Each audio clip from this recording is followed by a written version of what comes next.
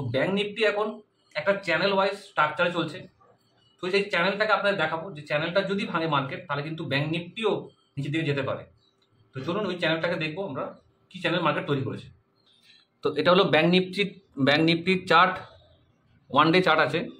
তো bank Nifty এখন একটা প্যারালাল চ্যানেলে কিন্তু চলছে। ব্যাংক নিফটি অলরেডি সাপোর্টের কাছে কিন্তু আছে। যদি এই সাপোর্টটাকে মার্কেট যদি নিচে ক্লোজিং করে তাহলে এই সাপোর্ট তাকে আটকাবে।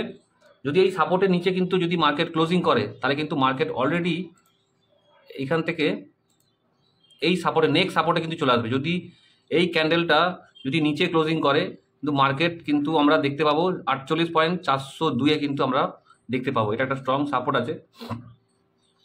থার্ড সাপোর্ট হচ্ছে আপনারা দেখবেন এই জায়গায়, যেটা হচ্ছে 46,377 থার্ড সাপোর্ট। তো মার্কেট এখন ব্যাংক নিফটি চলছে একটা চ্যানেল ওয়াইজে, চ্যানেলকে ব্রেক করেনি। যদি চ্যানেলকে ব্রেক করে দেয় আর এই সাপোর্ট 50,038-এ যদি ডাউন ক্লোজিংয়ে করে তাহলে কিন্তু আমরা 48,200-কে আমরা কিন্তু দেখতে পাবো এই সাপোর্টের কাছে।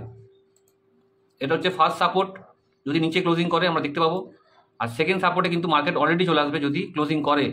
আর যদি এটাকেও নেক্সট 2-4 দিনের মধ্যে যদি এটাও ক্লোজিং করে যাদের মধ্যে, তাহলে কিন্তু মার্কেট অলরেডি ডাউন ট্রেন্ডে কিন্তু চলে আসবে এই থার্ড সাপোর্টে। তো ব্যাংক নিফটি এখনো পর্যন্ত ডাউন ট্রেন্ড তৈরি হয়নি।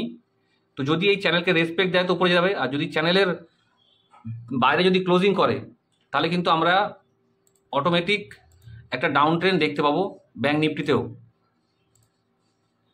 দেখুন ব্যাংক নিফটি চ্যানেল চলছে। তো ব্যাংক নিফটি এখন দেখুন ব্যাংক নিফটি এখন আপাতত চ্যানেলের মধ্যেই আছে। তো চ্যানেলের বাইরে যদি ক্লোজিং করে নেক্সট 2-3 দিনের মধ্যে তাহলে কিন্তু আমরা ব্যাংক নিফটিকে ডাউন ট্রেন্ডে দেখতে পারি। আর সেকেন্ড সাপোর্টে আমরা আসতে পারে, যেটা হচ্ছে 38,291-এ। এটা কিন্তু আমরা ফলো করব। তো মার্কেট নিচে আসছে এর জন্যই যে চ্যানেল তৈরি করে নিয়েছে মার্কেট ব্যাংক নিফটি। তো ব্যাংক নিফটি কেন নিচের দিকে আসতে পারে সেটা আপনাদের দেখালাম, যে একটা প্যারালাল চ্যানেল তৈরি করেছে মার্কেট। যদি নিচের দিকে ক্লোজিং করছে তাহলে কিন্তু আমরা ওই সাপোর্টটাকে দেখবো। যদি সাপোর্টেও ক্লোজিং করে দেয় নিচের দিকে তাহলে কিন্তু আমরা 48,346 পয়েন্ট সাপোর্টে মার্কেট যেতে পারে, ডাউন ট্রেন্ড যেতে পারে। যেহেতু নিফটিও কিন্তু একটা ডাউন ট্রেন্ড মেনটেন করছে, তো ব্যাংক নিফটিও কিন্তু ডাউন ট্রেন্ড মেনটেন করতে পারে যদি নিচে ক্লোজিং করে। তো যদি এই প্যারালাল চ্যানেলকে যদি রেসপেক্ট দেয় তাহলে মার্কেট অতটা ডাউন ট্রেন্ড যাবে না ব্যাংক নিফটির। আর যদি নিচে ক্লোজিং করে তাহলে কিন্তু মার্কেট আরও নিচের দিকে আসতে পারে। মার্কেট এখন খুবই সাংঘাতিক জায়গাতে আছে, যেখানে নিফটি ব্যাংক নিফটি খুবই ক্রুশাল জায়গাতে।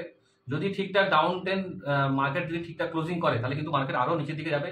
তো মার্কেট অলরেডি নিচের দিকে ব্যাংক নিফটি আসতে পারে। যদি নিচের দিকে ক্লোজিং করে তাহলে কিন্তু 1,500-1,600 পয়েন্ট অটোমেটিক নামতে পারে। যদি নিচের দিকে ওই প্যারালাল চ্যানেলকে যদি মার্কেটে যদি রেসপেক্ট দেয় বা ক্লোজিং করে তাহলে কিন্তু অটোমেটিক 1,600 পয়েন্ট 1,580 পয়েন্ট কিন্তু মার্কেট আসতে পারে নিচের দিকে ডাউন ট্রেন্ড। আর নিফটিও যদি হেড অ্যান্ড শোল্ডার বড় হেড অ্যান্ড শোল্ডারকে যদি রেসপেক্ট দেয়, যদি ডাউন ট্রেন্ড ধরে নেয় তাহলে কিন্তু অটোমেটিক নিফটিও 1,500 পয়েন্ট আসতে পারে, মানে 2,000 পয়েন্ট আসতে পারে। তো ফলো করবেন নিফটি ব্যাংক নিফটিকে, তার সাথে স্টকগুলোকে দেখবেন যে মার্কেট যদি এরা ডাউন ট্রেন্ডে যায় তো ওটাও ডাউন ট্রেন্ডে যাবে। তো মার্কেটে সেট আপ ছাড়া কোনোদিনই চলে না। তো আপনারা চেষ্টা করবেন সেট আপে যাওয়ার, সেট আপটা শেখার চেষ্টা করবেন।